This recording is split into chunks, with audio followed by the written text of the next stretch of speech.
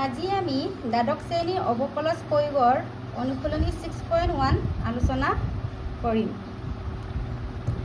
আলোচনা কৰাৰ আগতে তোমালোকে ইয়াত ৰেট অফ চেঞ্জ পৰিৱৰ্তন হাৰ মানেনো কি জানিব লাগিব। dx by dt মানে আমি কি xৰ t সময়ৰ সাপেক্ষে পৰিৱৰ্তন বুজায়। dy by dx হৈছে আমাৰ y xৰ সাপেক্ষে পৰিৱৰ্তন বুজায়। মুঠতে ৰেট অফ চেঞ্জ বা পৰিৱৰ্তন হাৰটো হৈছে আমাৰ ডেৰিভেটিভ। এইটো dy by dx বা dx by dt লিখাকে আমি কি বুলি কওঁ ৰেট অফ চেঞ্জ বা পৰিৱৰ্তন হাৰ বুলি কওঁ। এতিয়া আমাৰ কুৱেশ্যন নম্বৰ 1টো আছে ব্যাসাৰ্ধ r সাপেক্ষে এটা বৃত্তৰ কালিৰ পৰিৱৰ্তন r উলিয়াব লাগে যেতিয়া r = 3 সেন্টিমিটাৰ হয় আৰু r = 4 সেন্টিমিটাৰ। ইয়াত ব্যাসাৰ্ধ rটো আমাৰ কি বুজায় ব্যাসাৰ্ধ এটা বৃত্তৰ কালি আমাৰ কি আছিল আমি বৃত্তৰ কালি আমি a = এইটো হৈছে আমাৰ কালিৰ সিম্বল a = পাই r² আছিল। এতিয়া দিয়া আছে r = আমাৰ কিমান এক নম্বৰটো 3 সেন্টিমিটাৰ। আকৌ r সাপেক্ষে এটাৰ বৃত্তৰ কালিৰ পৰিৱৰ্তন r উলিয়া মানে বৃত্তৰ কালিৰ পৰিৱৰ্তনটো আমি কালিটো আমি কি দিওঁ a দিওঁ। এতিয়া আমি কাৰ সাপেক্ষে লিখিম আমি r ৰ সাপেক্ষে পৰিৱৰ্তনটো আমি কি সিম্বলটো কেনেকৈ লিখিছিলোঁ এইটো। এতিয়া x ৰ ঠাইত কি থাকিব আমাৰ a থাকিব আৰু d আৰু পৰিৱৰ্তনটো আমাৰ d by d আৰু কাৰ সাপেক্ষে বুলি কৈছে আমাৰ r সাপেক্ষে তেনেহ'লে r থাকিব। এইটো আমাৰ উলিয়াবলগীয়া কুৱেশ্যনটো। এতিয়া আমি জানো যে বৃত্তৰ কালি কি আছিলে আমাৰ a = পাই r² আছিলে। এতিয়া কাৰ সাপেক্ষে আমাক অৱকলজ কৰিব কৈছে r সাপেক্ষে তেনেহ'লে r সাপেক্ষে অৱকলজ কৰি পাওঁ কি পাওঁ এতিয়া কাৰ সাপেক্ষে dA by dr r সাপেক্ষে। এতিয়া আমাৰ অৱকলজৰ সূত্ৰ মতে এইটো কলৈ আহিব আগলৈ আৰু কি কৈছিলোঁ 2 - 1 আমাৰ উত্তৰটো আছিলে কি r⁴ n কি হ'ব আমাৰ nটো আগলৈ আহে r-1 এটা আমাৰ কমাই দিয়ে। এতিয়া এইটো ফৰ্মুলা এপ্লাই কৰিছোঁ 2 পাই r 2 - 1 কিমান আমাৰ 1 1টো লিখা নহয়। এতিয়া কি কৈছিলে আমাৰ এক নম্বৰটোৱে r = 3 r যদি r = 3 হয় তেতিয়াহ'লে ইয়াত বৃত্তৰ কালিৰ পৰিৱৰ্তনৰ হাৰ কিমান হ'ব dA by dr = 2 পাই ইয়াত r ৰ মান বহাই দিম কিমান হ'ব 2 × 3 = 6 সেন্টিমিটাৰ। আৰু আমাৰ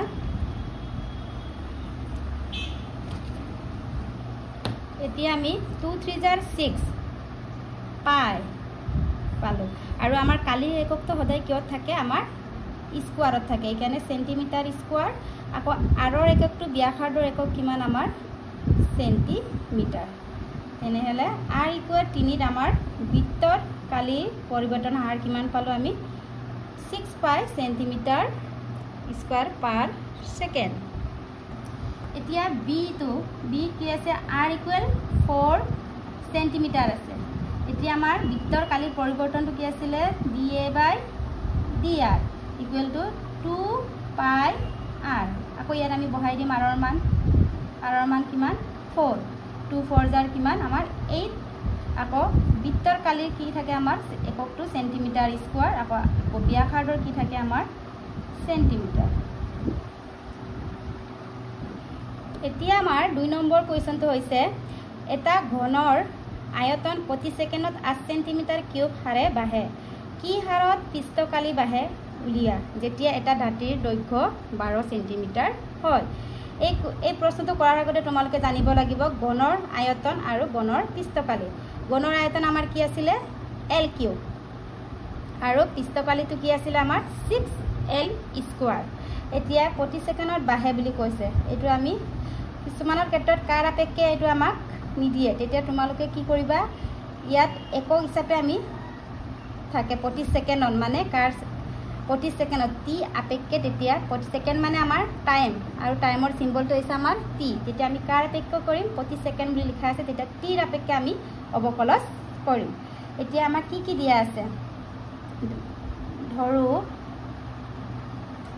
ধাতিৰ দৈৰ্ঘ্যটো আমি কি দম এল তেনেহ'লে এল ইকুৱেল কিমান আছে আমাৰ 12 সেন্টিমিটাৰ আৰু এটা গণকৰ আয়তন বাঢ়ে মানে পৰিৱৰ্তন হয় তেতিয়া কি হ'ব আমাৰ আৰু আয়তনৰ চিম্বলটো কি আছিল আমাৰ কেপিটেল লেটাৰ বি তেনেহ'লে হাৰে বাঢ়ে বুলি ক'লে কি হ'ব আমাৰ ডি বি বাই আকৌ প্ৰতি ছেকেণ্ডত তেতিয়া প্ৰতি ছেকেণ্ডত ডি বি বাই টি মানে টাইমৰ চিম্বলটো আমাৰ টি কিমান আছে আমাৰ 8 সেন্টিমিটাৰ কিউব প্ৰতি ছেকেণ্ড পাৰ ছেকেণ্ড টাইমৰ এককটো কি আমাৰ বিৰ আমাৰ একক কি সেন্টিমিটাৰ কিউব আৰু টিৰ কিমান হয় আমাৰ ছেকেণ্ড এতিয়া ইয়াৰ পৰা আমি ধৰিব পাৰোঁ কাৰ আপেক্ষে আমি অৱকলজ কৰিব লাগে টিৰ আপেক্ষে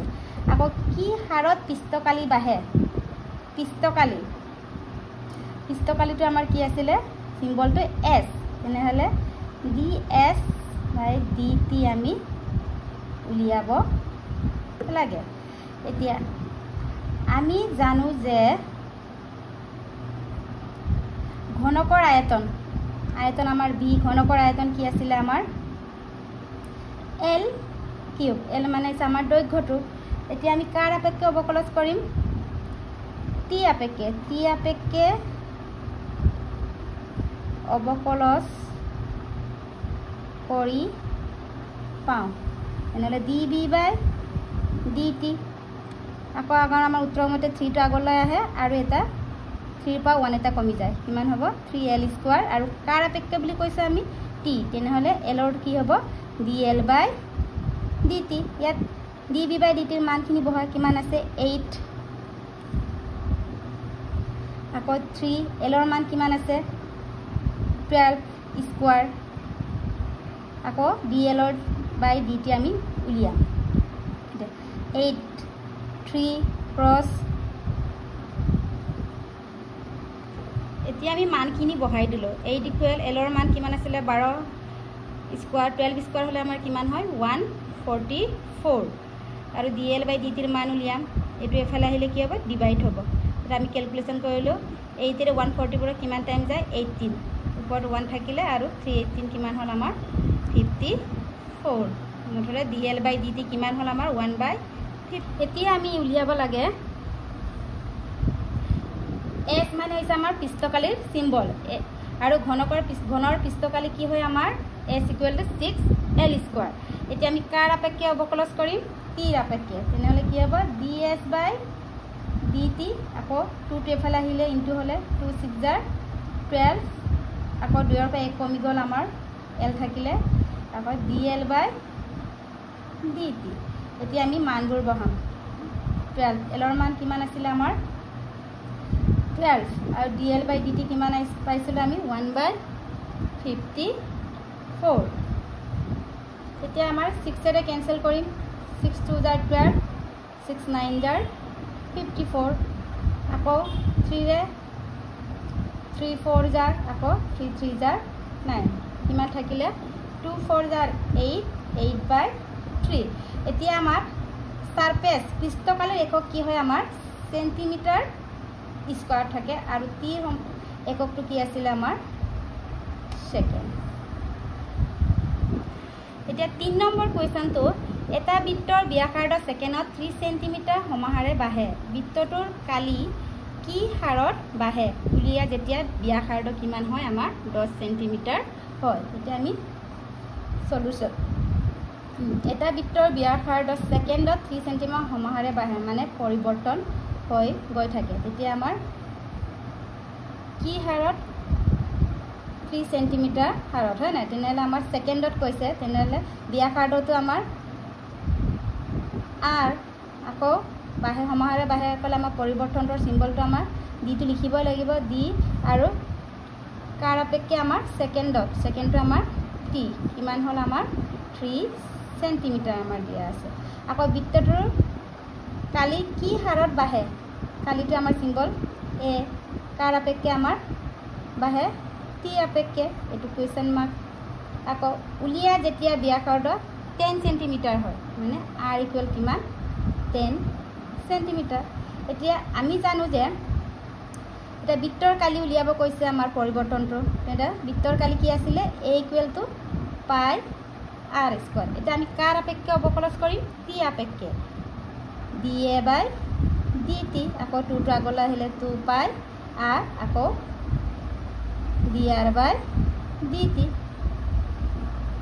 এটা আমি মানখিনি বহাম পাইটো পাই ভাগে থাকিলে r ৰ মান কিমান আছে 10 আকৌ dr বাই dt কিমান আছে 3 কিমান হল 20 into 3 60 পাই আকৌ এককটো এটো কি আছিল আমাৰ এৰিয়া কালি একক কিমানত থাকে সেন্টিমিটাৰ আছে কাৰণে আমাৰ সেন্টিমিটাৰ স্কয়াৰ আৰু টি মানে আমাৰ টাইমৰ এককটো হৈছে আমাৰ সেকেন্ড এতিয়া আমাৰ 4 নম্বৰ কোৱেশ্চনটো হৈছে এটা চলক ঘনৰ ধাতি প্ৰতি সেকেন্ডত 3 সেন্টিমিটাৰ হাৰে বাঢ়ে ঘনটোৰ আয়তন কি হাৰত বাঢ়ে লিয়া যেতিয়া ইয়াৰ ধাতিৰ দৈৰ্ঘ্য কিমান 10 সেন্টিমিটাৰ হয়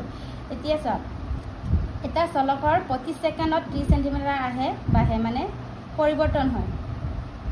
ধাতি আমি ধাতিটো কি ধৰিছিল আমি L বুলি ধৰো ধাতি ইকুৱেল কিমান L তেনেহলে L কি কৈছে আৰু পৰিৱৰ্তন হয় বাঢ়ে তেনেহলে আমাৰ কি সেকেন্ডত কাৰ আপেক্ষে সেকেন্ডত প্ৰতি সেকেন্ডত তেনেহলে dl বাই dt কিমান আছে আমাৰ 3 সেন্টিমিটাৰ পাৰ সেকেন্ড ঘনটোৰ আয়তন কি হাৰত বাঢ়ে বুলি ক'লে আমাৰ ডাইৰেক্ট পৰিৱৰ্তনটোই হ'ব আমি আয়তন কি ধৰিছিলো b কাৰ আপেক্ষে বাঢ়ে t আপেক্ষে db বাই dt আমি কুৱেশ্চন মাৰ্ক দিলো আৰু ইয়াৰ দাঁতিৰ দৈৰ্ঘ্যটো কি লৈছিল আমি l কিমান আমাৰ 10 সেন্টিমিটাৰ এতিয়া আমাৰ ঘনটোৰ আয়তন কিমান আছিল এটা আমি জানো যে ঘনটোৰ আয়তনৰ সিম্বল b আৰু কি আছিল আমাৰ ঘনটোৰ আয়তন l কিউব আছিল এটা কাৰ আপেক্ষে আমি অবকলন কৰিম t আপেক্ষে তেনেহলে dv বাই dt এটো 3 ৰ আগলৈ আহিলে 3 আকৌ 3 পা 1 এটা কমি যায় আমাৰ 3l স্কয়াৰ আৰু কাৰ আপেক্ষে কৰিছে আমি t আপেক্ষে কাৰণে dl বাই dt এতিয়া মানখিনি বহাই দিম 3 l ৰ মান কিমান 10 স্কয়াৰ আকৌ dl বাই dt কিমান আমাৰ 3 কিমান হ'ব 3 into 10 square 100 into 3 into 100 300 into 3 কিমান 900 এতিয়া আমাৰ এককটো কেনেকৈ লিখিম ভলিউমৰ একক কি থাকে আমাৰ সেন্টিমিটাৰ কোৱেশ্চনটো আছে কাৰণে আমি সেন্টিমিটাৰ কিউব লিখিম আৰু টি টো আমাৰ কি হয় সেকেন্ড এতিয়া আমাৰ 5 নম্বৰ কোৱেশ্চনটো হৈছে স্থিৰ পানীৰ এটা হ্ৰদত এটা হিলগুটি পেলাই দিয়া হ'ল আৰু প্ৰতি সেকেন্ডত 5 সেন্টিমিটাৰ দ্ৰুতিৰে দৌবোৰ বৃত্ত হিচাপে চলাচল কৰে যি মুহূৰ্তত সক্ৰিয় দৌৰ ব্যাসাৰ্ধ 8 সেন্টিমিটাৰ এই সময়ত অন্তৰ্গত কালি কি হাৰত বাঢ়ে এতিয়া কি কৈছে আমাৰ প্ৰতি সেকেন্ডত 5 সেন্টিমিটাৰত আমাৰ বৃত্ত হিচাপে চলাচল কৰে মানে r ইকুৱেল কিমান দিয়া আছে আমি নিজে চোৱা r ইকুৱেল কিমান দিয়া আছে আমাৰ ব্যাসাৰ্ধ কিমান r ইকুৱেল টু আমাৰ 8 সেন্টিমিটাৰ আৰু dr বাই dt কিমান দিয়া আছে আমাৰ 5 সেন্টিমিটাৰ পাৰ সেকেন্ড এই সময়ত অন্তৰ্গত কালি কি হাৰত বাঢ়ে কালিটো এই আছিল আমাৰ বাঢ়ে বুলি কোৱা কাৰণে পৰিৱৰ্তন d বাই কাৰ আপেক্ষে আমাৰ t আপেক্ষে পৰিৱৰ্তন হয় এটো উলিয়াব লাগে এতিয়াকেবা আমি জানো যে বৃত্তৰ কালি কি আছিল a ইকুৱেল টু পাই r স্কয়াৰ এটা আমি কাৰ আপেক্ষে অবকলন কৰিম t আপেক্ষে তেনেহলে dA বাই dt 2 টো আগলৈ আহি গল আৰু 2 ৰ পৰা এটা কমি গল 1 টো আমাৰ লিখা নহয় তাৰ পিছত কাৰ আপেক্ষে t আপেক্ষে তেনে dr বাই dt এতিয়া আমি মানখিনি বহাম পাই আৰৰ মান কিমান আছিলে আমাৰ 8 আৰু dr/dt ৰ মান কিমান আমাৰ 5 তেতিয়া কিমান হ'ল 8 5 * 40 42 * 80 পাই আকৌ